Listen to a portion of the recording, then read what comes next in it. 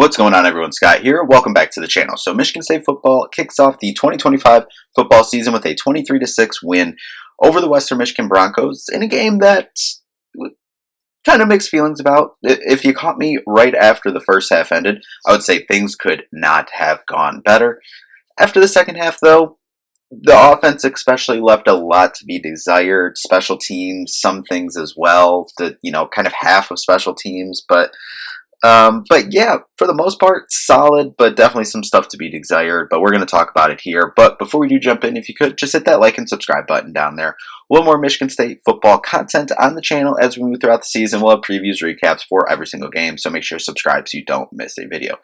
So we'll first start out with just a general overview of the game. The first half, Michigan State up after the end of the first half, 21-0 at halftime, and things are going good. The offense was moving smooth, efficiently. It wasn't, big downfield plays, but it was, the running game was getting going good, which is something that we definitely questioned with, new guys. Mekhi Frazier had a big game. Brandon Tullis as well. They got the game going good. That they were making plays, then a lot of good, short things, like little, rub routes or just, smoke or now routes, out to the side. They were moving the ball, getting first downs, and, controlling the clock. And there, couple long scoring drives, in the first half that went, I believe the one went 75 yards, the other one went 74 yards. But both of them were, eating up clock too. So that was encouraging to see. Their first one, it was a 10-play, 74-yard, 5-minute and 42-second drive. In the second quarter, it was a 12-play, 75-yard drive, 5:59, and then right before halftime, 6 plays for 54 yards and 2:25. So those were solid, solid plays, getting everything going. You obviously weren't going to see the kitchen sink tonight. You weren't going to see everything in the bag, but I thought that first half you saw a lot of, good stuff. As I said, kind of short yard stuff. Didn't really see any super long balls. I believe the longest catch of the night was for 28 yards, and that was a Kershawn McCray catch. Amari Kelly had a 21-yard catch, but everything else was kind of, siloed in there, which, week one, definitely kind of expected that. But you switch it over to the defense as well, and they were playing absolutely incredible. You definitely felt the pressure. On the night, they had 4 sacks, which is fine, is solid. They were definitely creating pressure on the quarterback, though. There was a handful of times that you've seen, especially in the end zone. The defense did get a safety in the second half, but they almost had a safety in the first half as well. They had him wrapped up, whatever. The quarterback for Western was able to just, throw it out there, and, probably should have been intentional grounding in the end zone, but they didn't call it there. And the defense really stayed strong throughout the second half as well. As we said, almost got the safety in the first half, did get a safety there in the second half. And then the only 6 points that Western scored was when Alessio Milojevic was in the game. They threw it, and, had a pick 6 there by former Spartan Tate Halleck.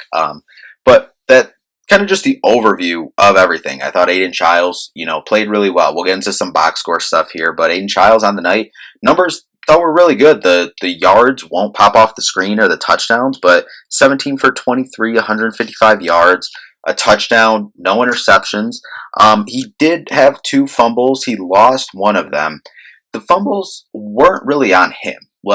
There was sometimes last year where, he was trying to make something happen and the fumble was on him. Fumbles, both. I literally just got home. It is, 12:52 that when recording this, but I haven't rewatched the game and rewatched Childs' fumbles, but I believe both of them were, kind of a defender coming up from his blind side or behind him, and that was what made the play for him to fumble it. We were able to fumble it the one time when was rolling out, I believe it was to the right, but then the other time when he was rolling out left, and they came behind that. So there was some pressure, but overall I thought the offensive line, especially in the running game, getting the running game going the way that they did, which was definitely a question mark. Not saying it was perfect, but Childs in the first half I thought had good time, but kind of the second half was just a disaster offensively for the most part. But I will say, I'll pull it up so I don't get it wrong. But on Twitter, X, whatever you want to, I won't call it X, but it's on Twitter, from Emmett Matazowski, probably said that name wrong, but he was in, with Jonathan Smith's press conference after the game, and Smith said in the first half, no, he did not hold anything back offensively. So him saying that kind of makes me think that in the second half they definitely did just go kind of base stuff. Gonna, rewatch it, everything. I kind of felt that a little bit. They weren't, doing anything, dramatic to put anything dramatic on tape week one. But overall, that's that. But the running game, as I said, kind of a pleasant surprise. Overall, Mekhi Frazier, 14 carries, 103 yards. That's 7.4 a carry with a touchdown. Had a 28-yard run as well. Brandon Tullis, 7 for 52, 7.4 and a touchdown as well. Elijah Tolliver, he had eight carries for 17 yards on the night. And Aiden Childs, he did have a long 26-yard run, which was really nice. Second longest run from the team on the night. And he was really good in his times. Like, the numbers are obviously skewed with the sack yardage included in there, which Western on the night, they did have 4 sacks as well.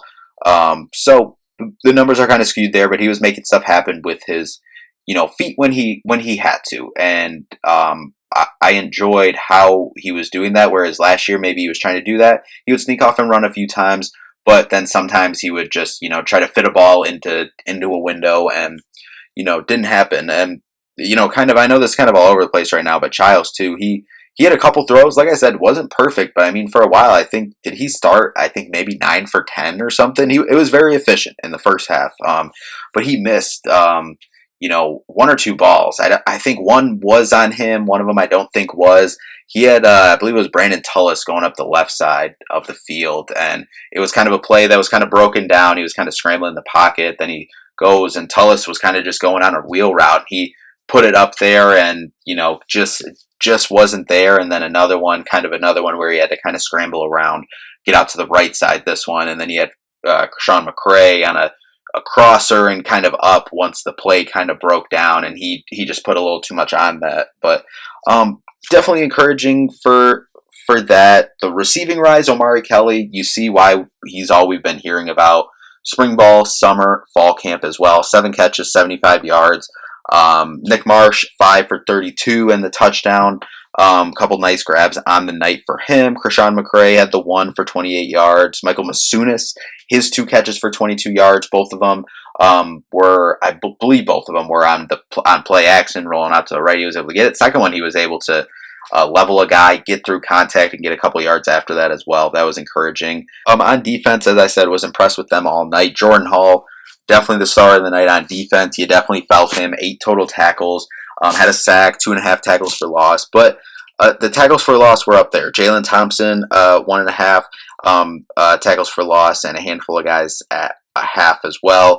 As I said, Jordan Hall with the sack, Malik Spencer had a sack, Jalen Thompson the sack, and Anelu Lafalele. Across the board, played really solid. Alex Van Sumeren up the middle, 5 total tackles on the night.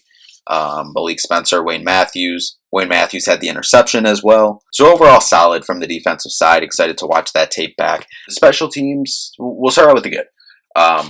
Obviously, Brian Eckley pinning you. I think he had 4 punts pinned inside the 20.